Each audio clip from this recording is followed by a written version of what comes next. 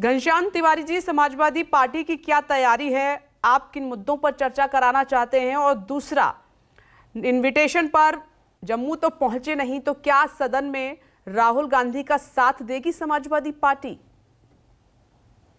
नमस्कार रुपनेश जी, आपको, दर्शकों को और को पैनलिस्ट को। जहां तक विपक्ष की एकता की बात रही है, आप प्रत्येक संसद सत्र से पहले देखिएगा कि विपक्ष एक साथ आता है और मुद्दों पर एक आम राय बनाता है और तय करता है कि किन मुद्दों को प्रमुखता दी जाएगी। इसकी तुलना में आप इस तरह की कोई एनडीए की मीटिंग नहीं देखेंगे। आप नहीं देखेंगे कि एनडीए के किसी एलआई ने कुछ कहा है कि उन्हें इन मुद्दों की कोई अहमियत देनी है। ऐसा नहीं है कि एनडीए के एलआई एंटी नेशनल हैं, लेकिन एनडीए के अंदर भारतीय जनता पार्टी ने उनको इतना स्पेस ही नहीं दिया है कि वो एनडीए के अंदर, संसद तो छोड़िए, अपनी बात रख सकें और अपने अलायंस पार्टनर को कुछ कह सकें।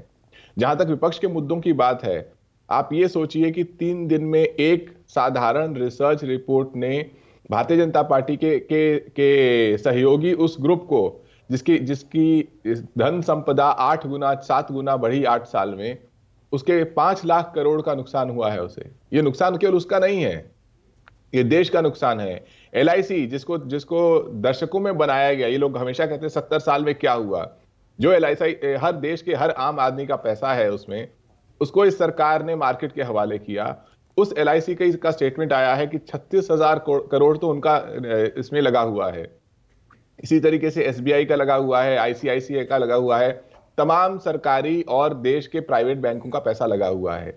ये सरकार जो एक मक्खी के उड़ने पर भी सीबीआई ईडी भेज देती है, 5 लाख करोड़ मार्केट से गायब हो जाता है, आम निवेशकों का, हमारे बैंकों का, एलआईसी का, और इस सरकार में एक मक्खी भी कुछ कहने के लिए तैयार नहीं है, कोई सवाल नहीं उठाता। तो मुझे लगता है संसद से ये आवाज गूंजनी चाहिए। ये कोई बनाना रिपब्लिक नहीं है कि आपकी पार्टी किसी ग्रुप का समर्थन करती है, वो ग्रुप आपकी पार्टी का समर्थन करता है। प्रधानमंत्री जी की तस्वीरें हैं, इसलिए वो ग्रुप को अंधाधुंध पैसा देश का दिया जाए, और जब वो एक साधारण सी रिसर्च रिपोर्ट, उनका कोई बिजनेस फेल नहीं हुआ है जी।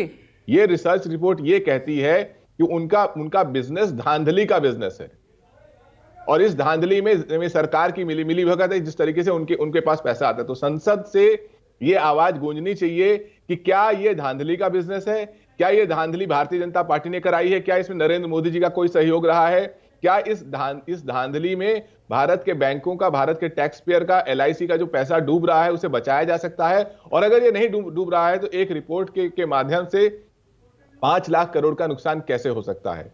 दूसरी बात, जो सरकार 8 साल से लगातार विफल रही है रोजगार के मुद्दे पर, उसकी आवाज गूंजनी चाहिए। कम से कम सरकार को ईमानदारी से ये तो बताना चाहिए, जो पिछले इनके 8 साल के खोखले दावे हैं उसका आउटकम क्या रहा। अगर इनको लगता है कि मुद्रा लोन बहुत अच्छा रहा, तो सरकार को कहना चाहिए कि हम मुद्रा लोन का ये आउटकम रहा, हमने इतने लोगों को लोन दिया।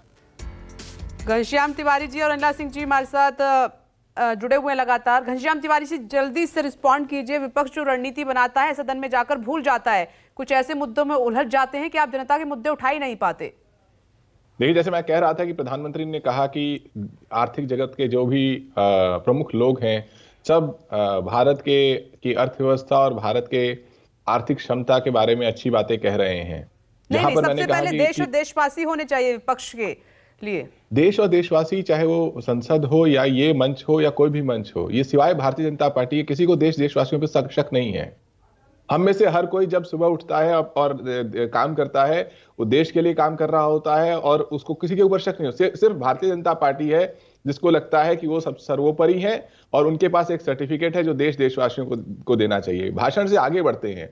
अगर प्रधानमंत्री ने अपने पहले वाक्य में कहा है कि आर्थिक जगत से, देश के बारे में अच्छी बातें लिखी जा रही हैं, तो ये बताना चाहिए कि उनके सहयोगी, उनकी पार्टी के सहयोगी और उनके सत्ता के से अपने संपदा को कई गुना बढ़ाने वाले, दुनिया के अमीर लोगों में शुमार होने वाले व्यक्ति की कंपनी का 5 लाख करोड़ का नुकसान हुआ। ये देश का नुकसान है।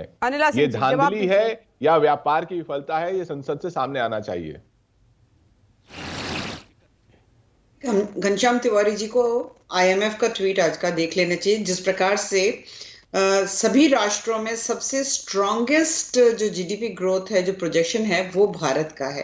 आईएमएफ ने जो प्रोजेक्ट किया हुआ है वो इंडिया का 6.1% ग्रोथ रेट प्रोजेक्ट किया हुआ है। USA 1.4, Germany 0.1%, France 0.7%, Italy 0.6%, Japan 1.8%, UK 0.6% and China 5.2%, India 6.1%। एक मिनट अनिला जी। नमस्कार, मैं हूं मानक गुप्ता।